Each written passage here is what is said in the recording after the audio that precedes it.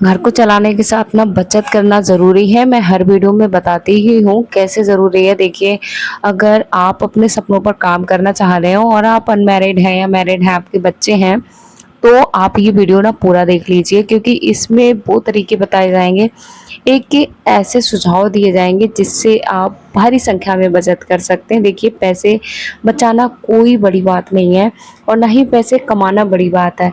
लेकिन हर कोई करता है, आपने देखा ही होगा, लेकिन वो पैसे सेव नहीं कर पाता है। मतलब कमाते तो हैं, कमाते तो बहुत बहुत बड़ी इनकम हो जाती है, हस्बैंड वाइफ मिलकर कमाते हैं, लेकिन पैसे सेव होते क्यों नहीं है, पैसे बचते क्यों नहीं है, हमारे खर्चे क्यों ज़्यादा हो जाते हैं। तो ये सब बातें मैं इस वीडियो में बताने वाली हूँ। वीडियो देखिए, आप सभी के लिए बेहद खास रहेगा, क्योंकि लाइफ में सबसे ज़्यादा ज़रूरत है वो पैसे की है, क्योंकि हमारी कुछ ज़रूरती ऐसी चीज़ें हैं ना, जिनको हम देखिए हमें लगता है ही, मतलब खर्चा ही क्या है हमारा। अगर एक भी व्यक्ति हमारे घर में सदस्य है तो हम कहते हैं खर्चा ही क्या है, एक टाइम का खाना और बस 2 कपड़े, तन ढकने के लिए कपड़े और बस एक रहने के लिए एक कमरा। लेकिन आपने देखा होगा, आपने सोचो, अगर ये सारी चीज़ें क्या फ्री में मिल जाती हैं, बिना पैसे के मिल जाती हैं? नहीं। हमें देखने में लगता है ये कितने से पैसे हैं और कितना सा ही खर्चा है, और इन खर्चों को पूरा करने में ना हमारी उम्र बीत जाती है और हम उन खर्चों को पूरा नहीं कर पाते हैं। तो hello friends, good morning, Radhe Radhe. कैसे हो आप सभी? उम्मीद करती हूँ आप सभी बहुत बहुत अच्छे होंगे और आप सभी अपने जीवन में व्यस्त होंगे और मस्त होंगे। आप सब हंसते रहो, मुस्कुराते रहो, खूब तरक्की करो, ऐसी मेरी ईश्वर से प्रार्थना है।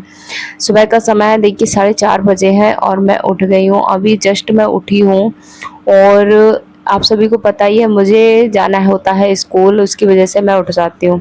अब मैं सही बताऊँ आपको, मैं अपनी रियल लाइफ का स्ट्रगल दिखाऊँ, जैसे बहुत सारी महिलाएं हैं वो ये कहती हैं कि हमारे हस्बैंड पैसे देते नहीं हैं, और हस्बैंड पैसे किसी के नहीं देते हैं, मतलब उतना इनकम होता ही नहीं है। मुझे नहीं लगता इतना इनकम है। मैं अपने ही घर का बताऊं, मेरे हस्बैंड की इतनी इनकम कभी नहीं हो जाती, क्योंकि घर के खर्चे इतने ज़्यादा हैं, इतने ज़्यादा हैं। देखिए, अब जब मैं नहीं कमाती थी, मतलब अभी तो मैं कमाती हूँ, जब मैं नहीं कमाती थी ना, तो उनकी सेविंग से, उनके मतलब सैलरी से कभी ऐसा नहीं होता था कि महीने के 1000 रुपये मैंने अपने खुद के खर्चों में कभी लगाए हों, या 500 रुपये ही मुझे एक्स्ट्रा खर्चों के लिए मिले हों या सेविंग के लिए मिले हों, कभी नहीं हो पाया। क्योंकि भाई इतनी ज़्यादा सैलरी आज के टाइम पे नहीं है किसी की।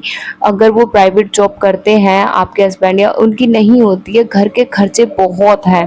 महंगाई मुझे लगता है आसमान छू रही है, और इनकम हमारी वही है छोटी सी, जो कि आती है और 15 तारीख तक पता नहीं कहाँ चली जाती है, और फिर वही तंगी 15 दिन तक की।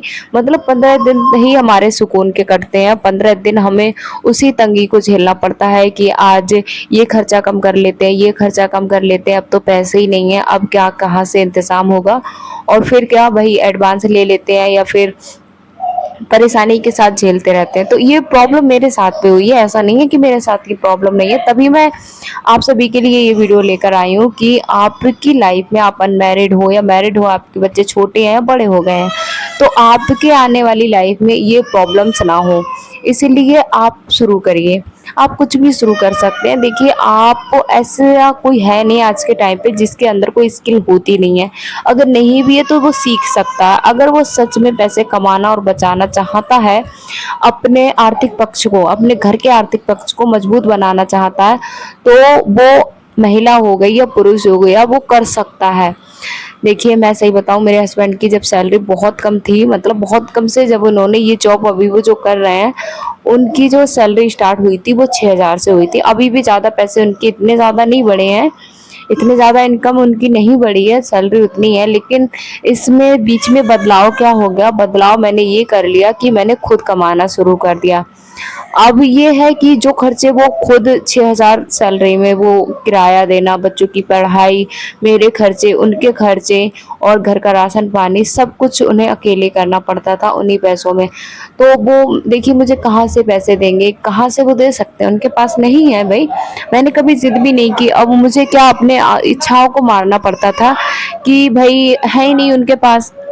और उनका भी उतरता चेहरा देखकर मेरा दिल बैठ सा जाता था कि बताओ कितनी ये 30 दिन लगातार मेहनत करते हैं और ना ही ये अपनी इच्छाओं को पूरा कर पा रहा है। मतलब इनके भी शौक है।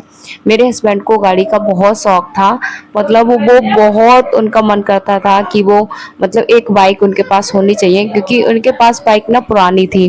तो जिसकी वजह से ना मतलब हमारे जो लोग थे, मतलब अपने ही लोग, वो ऐसे ही मजाक बनाते थे जब भी हम वो गाड़ी लेके अपने रिलेटिव में या घर जाते थे। तो लोग बोलते थे कि हाँ, हमें तो पहले ही आवाज समझ में आ रही थी कि फटफटिया आ रही है, तो इस फटफटिया है तो उसकी आवाज दूर से ही पता चल जाती है।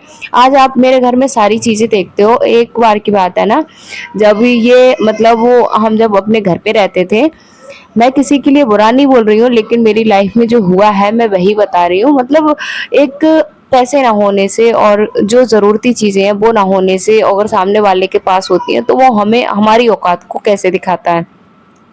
क्या हुआ था, दो जो तखत बोलते हैं, चौकियां बोलते हैं, जो लकड़ी की होती है ना, वो पड़ी हुई थी फिजूल। हम नित्या के टाइम पे, नित्या के बाद, नित्या डिलीवरी के बाद ना मेरा ऑपरेशन हुआ था, तो मेरे पास साथ ऐसा कोई नहीं था जो मेरी मतलब रह के केयर कर सके या देखभाल कर सके। लेकिन इसी लालच में मैंने, मेरे हस्बैंड ने कहा चलो थोड़े दिन गांव रह लेते हैं, घर पे रह लेते हैं, तो थोड़ा तुम्हें सहूलियत मिल जाएगी, क्योंकि मेरी बड़ी बेटी भी छोटी थी उस टाइम पे। तो हमने अपने रूम में ना, जैसे आपको पता है मेरी शादी लव मैरिज है, तो मेरे पास तो ऐसा कुछ नहीं था कि दहेज में भाई मिल गया हो, तो मेरे पास तो कुछ भी नहीं था। तो हमने जो चौकी थी उनको उठा के हमने डाल लिया। हमने उस पे जो बिस्तर होते हैं ना, हाथ से पुराने कपड़ों से बनाया जाता है, उसको डाला। एक बेडशीट हमने खरीद ली और उसको हमने बेड की तरह बना लिया, क्योंकि हम 4 लोग थे और ठंड का मौसम था, तो बाहर बरामदे में लेटते थे तो ठंड लगती थी। तो हमने कमरे में इस तरीके से बना लिया।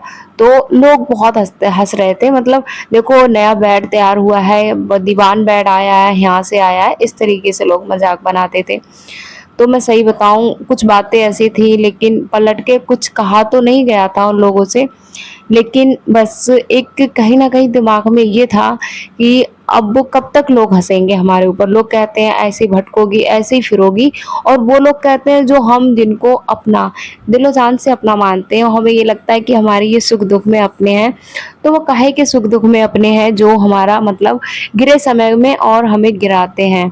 तो मैं नहीं मानती उन लोगों को ऐसा अपना, और उनका अपनापन का दिखावा, मुझे लगता है वो अपनापन का दिखावा ना ही दिखाए तो ज़्यादा बेहतर है। तो वो उसी दिन से, जैसे मतलब उन्हीं समय से मेरे, पहले मुझे कभी भी ऐसा फील नहीं हुआ कि हाँ लोग मेरे ऊपर हंस रहे हैं।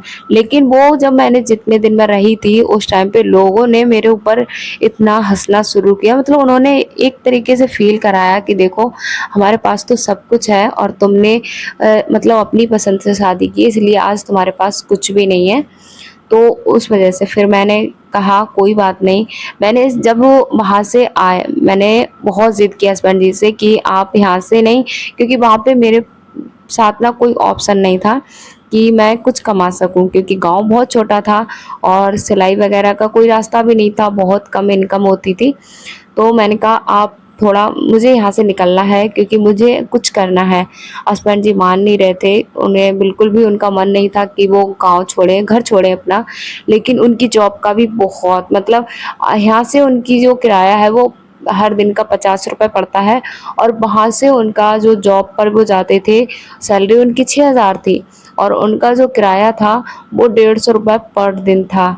अब 150 के हिसाब से आप लगा लीजिए कितना उनका आ रहा है। तो उनका महीने का आने जाने का जो किराया होता था वो होता था 3750। अब आप लगा लीजिए 3750 रुपए उनके हर महीने निकल जाते थे सिर्फ आने जाने के खर्च के। अब हमारे पास जो बकाया पैसा बचता है वो बचता है 2250। अब 2250 में क्या कर लोगे, 2 बच्चे थे। अच्छा, वहाँ पे हमें रेंट नहीं देना होता था, घर का नाच पानी था, लेकिन और भी ज़रूरतें होती हैं। मेरी छोटी बेटी बहुत बीमार रहती थी, उसकी दवाइयों का बहुत ज़्यादा खर्चा आता था जो हमें खुद ही करना होता था। मतलब सब्जी का, और घर में साबुन है, निरमा है, बच्चों का नाश्ता है, ये सब कुछ हमें खुद करना होता था। तो मैं सही बताऊँ हम वहाँ पे 1 साल रहे थे और 1 साल के अंदर कभी मेरे पास इतने रुपए नहीं आए कि मैं अपने लिए एक 200 रुपए का सूट खरीद सकूँ, अपनी बच्ची के लिए मैं 200 रुपए के कपड़े खरीद सकूँ। हमने कभी भी नहीं खरीदे, 1 रुपए भी हम नहीं खरीद पाए। बल्कि जब हमने रेंट पे रूम लिया था ना, तो हमारे पास इतने रुपए नहीं थे कि हम आकर ये बेड तो हमने बाद में लिया है कि हम चारपाई 2000 रुपए की चारपाई खरीद सकें। तो उस टाइम पे मेरे पास टॉप्स थे जो मेरे इयररिंग्स खो गए थे, तो इनको हमने सुनार के पास गिरवी रखा था और जो चीज़ें ज़रूरती थी उन चीज़ों को हमने खरीदा था। जैसे चारपाई सबसे ज़्यादा ज़रूरी थी और चीज़ें तो मेरे पास थी ही, लेकिन चारपाई बहुत ज़रूरी थी क्योंकि नीचे लेटने-वेटने की, और हमारे पास पंखा नहीं था, जो ऊपर पंखा लगा है ना, ये भी पंखा नहीं था, गर्मी थी तो उस वजह से। तो ये चीज़ें हमने 5000 रुपए का कर्ज़ लेके ना तब हमने रहना शुरू किया था यहाँ पर। तो इस तरीके से हमने लाइफ़ अपनी शुरू की थी। फिर मैंने तभी से ना मेरे दिमाग में था कि मैं शुरू करूँगी, कुछ ना कुछ मुझे करना है। मैंने फिर सिलाई का काम स्टार्ट किया था। सिलाई मैंने जब स्टार्ट की ना, तो बस धीरे-धीरे मुझे उससे काफ़ी बड़ा मुनाफ़ा होने लगा। मुनाफ़ा कभी ऐसा नहीं हुआ कि मैंने महीने के 4000 या 6000 कमाए हों, लेकिन हाँ, मतलब वो उन्हीं वही 6000 में फिर मेरे हस्बैंड का जो मतलब वो डेली का खर्चा होता था, वो डेली का खर्चा उनका कम हो गया। आने-जाने का जो किराया था वो कम हो गया क्योंकि यहाँ से जो उनका खर्चा आता था, वो 50 रुपए दिन आता था। मतलब यहाँ पे उनका आना-जाना किराया जो मतलब 4 दिन वो नहीं जाते थे, तो उनका आता था मतलब 1250 रुपए। अब 1200 रुपए में उनका आना-जाना हो जा रहा था, फिर हमारा जो मतलब पैसे उधर से सीधे बचने लगे, 2500 रुपए हमारे डायरेक्ट यहाँ पे बचने लगे, है ना? 1000 रुपए हम रूम का रेंट देने लगे थे, फिर भी मेरे पास 1500 रुपए एक्स्ट्रा बच जाते थे। वहाँ पे हमने दूध भी नहीं बाँधा था, बच्चों के लिए दूध, क्योंकि मेरी बड़ी बेटी ने तो ऊपरी दूध पिया था, मतलब भैंस गाय का दूध हमने उसके लिए बाँध रखा था।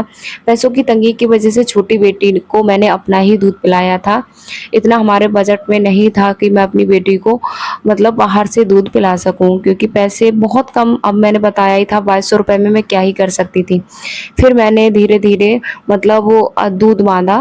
मैंने शुरुआत में तो मैंने 250 ग्राम मतलब 250 ग्राम दूध बाँधा, जो कि हमारा 375 रुपए में आ जाया करता था, 50 रुपए लीटर में। तो आ जाता था आराम से। तो फिर बच्चे को हम मतलब दोनों बच्चियों को दे दिया करते थे उस टाइम पे, आधा-आधा एक-एक ग्लास, छोटा ग्लास दूध उनको दे दिया करते थे। तो इस तरीके से मैंने वो दिन देखे हैं और उस तभी मैंने अपने आप को बदलना शुरू किया। ऐसा नहीं है कि मैंने शुरुआत से ही ऐसा किया है। फिर हमने धीरे-धीरे मैंने पैसे सेव करना शुरू किया। अब वो जो लास्ट में महीने की तंगी होती थी, वो ख़त्म हो चुकी थी। यहाँ पर हस्बैंड जी की 2000 सैलरी थी, वो भी बढ़ गई जब हमने यहाँ पे रहना शुरू किया। 6000 से उनकी सैलरी 8000 हो गई और हमारे जो खर्चे थे वो कम हो गए। 1 साल तक बेटी ने पढ़ाई भी नहीं की क्योंकि उसको हमने होम कोचिंग दिलवा दी थी। तो होम कोचिंग में सिर्फ़ होम कोचिंग के जो हमें पैसे देने पड़ते थे वो 100 रुपए वो लेती थी और 100 रुपए में उन्होंने पीएनसी जो हम स्कूल में उसको बिठाना वो सिखाते हैं ना, वो उन्होंने ट्यूशन में ही आराम से सिखा दिया था। तो इस तरीके से वहाँ पर भी हमने इतना बचत किया कि हम अपनी बेटी की जब एडमिशन कराएँगे तो हमने उसके लिए ना 7000 रुपए एडवांस में इकट्ठा कर लिया था। वही 7000 रुपए जब अप्रैल आया तो हमने उसके एडमिशन में लगाकर उसका एडमिशन हमने डायरेक्ट एलकेजी में करा दिया, मतलब पीएनसी हमने नहीं कराया उसे। तो इस तरीके से मैंने कुछ समझदारी दिखाई। अब आप ये इसे समझदारी कहेंगे या आपकी मर्ज़ी, लेकिन कहीं न कहीं मुझे लगता है कि मैंने वो काम सही किए थे और उसकी वजह से मैंने बदलाव किया। मैं सही बताऊँ, इसी वजह से मैं बाहर रहती हूँ और आज आप मेरे रूम में देखते ही हो हर चीज़ है। जो भी है सारी चीज़ें हमने धीरे-धीरे हस्बैंड जी ने पैसे इन मतलब जब हमने यहाँ पे रूम लिया था, तो हमने लिया था फरवरी, 2 फरवरी को हम आए थे और फरवरी, मार्च, अप्रैल, मई, जून, जुलाई, अगस्त, सितंबर, अक्टूबर में हस्बैंड जी बेड ले लिया था उन्होंने, जो कि बेड लिए थे, गद्दे लिए थे, तो हमने 20,000 रुपए अपना जोड़ लिया था, जो कि हमने नकद लिया था, ईएमआई पे हमने नहीं ली थी ये चीज़ें। हमने फिर वो लिया। फिर हस्बैंड जी ने बहुत सारी चीज़ें ज़रूर दी, जैसे मैं अब कपड़े भी हम लेने लगे। कपड़े भी हमारे पास इतना पैसा हुआ करता था कि हम पैसे ले लें, बच्चों कपड़े ले लें, बच्चों के लिए भी ले लें। माही का भी अब वो 10 से 12 हज़ार रुपये साल उसका महीने का, मतलब साल भर का आ जाता था। तो इस तरीके से हमने दोनों ने कमाना शुरू किया, उनकी सैलरी से ऐसे बचत होने लगी। फिर हमने इन्वर्टर लिया, मेरा मोबाइल उन्होंने लेके दिया 12,000 का, 13,000 का मेरा मोबाइल पड़ा था। फिर उन्होंने 25,000 का इन्वर्टर और बैटरा लिया, इसी सैलरी से लिया। मैं कमाती थी, जो मतलब सिलाई से पैसे जो मैं कमाती थी, उन पैसों से मैं क्या करती थी, उन पैसे से जैसे मैंने दूध के दे दिए, कभी 400 रुपये किसी कस्टमर ने इकट्ठे दे दिए, तो मैंने दूध के दे दिए। कभी ऐसा हुआ कि सब्जी नहीं है, तो मैं सब्जी, जैसे बच्चों की भी ज़रूरतें पूरी होती हैं, बच्चों का भी मन कहता है कि हम ये खाएंगे, या बच्चों के कपड़े, जैसे बर्थडे आ रहा है तो मैंने 1,000 रुपये जोड़ लिए, तो उनके लिए मैं कपड़े खुद ही अपने पैसों से ले आई। तो ऐसे करके मैंने उनके पैसे बचाना शुरू किया, और फिर हमने ये सारी चीज़ें 2 साल के अंदर करी हैं। 1 लाख की हमने स्कूटी ली है, 25,000 का हमने इन्वर्टर लिया है, 20,000 का हमारा बेड और गद्दे पड़े थे, और मैंने मतलब ज्वेलरी भी ली थी, मैंने पायल ली थी, 8,000 की पायलें ली थी मैंने। और अभी मैंने आपको दिखाया ही था, मतलब धीरे धीरे मैंने 1 से 1.5 लाख की मैंने ज्वेलरी भी खरीद रखी है, जो कि मैंने आपको सारी ज्वेलरी अभी भी दिखाई नहीं है, क्योंकि सारा कुछ लोग ऐसे भी होते हैं जिनको जेलसी की भावना रहती है हम चीज़ों को देखकर। तो मैंने आप लोगों से नहीं, लेकिन ऐसे लोग मेरे रियल लाइफ में हैं जो जेलसी रखते हैं, तो मैंने उनके लिए सारी चीज़ें दिखाना ज़रूरी नहीं है, तो मैंने वो चीज़ें नहीं ली हैं। तो ऐसे छोटी-छोटी खर्चों को तो मैं गिना ही नहीं रही हूँ, कभी 800 का, कभी 2,000 का, ऐसी चीज़ों को मैं नहीं गिना रही हूँ। मैं एक मोटा अमाउंट गिना रही हूँ जो मैंने लिया। कम से कम देखिए 2 सालों में मैंने 2 से 3 लाख रुपए का सामान ले चुकी हूँ, और जब हम 1 साल वहाँ पे रहते तो हम 100 रुपए का सूट भी नहीं ले पा रहे थे।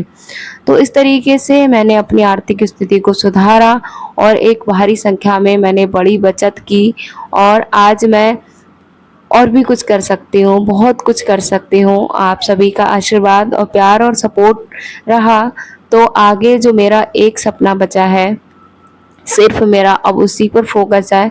और मेरा ज़िंदगी में सबसे अहम सपना, देखिए सपने बहुत होते हैं, अनंत होते हैं, हमें नहीं पता होता है, लेकिन जो मेरा एक ज़िंदगी का सबसे महत्वपूर्ण सपना है, मैं उसको ज़रूर पूरा करूँगी। राधे राधे, गुड।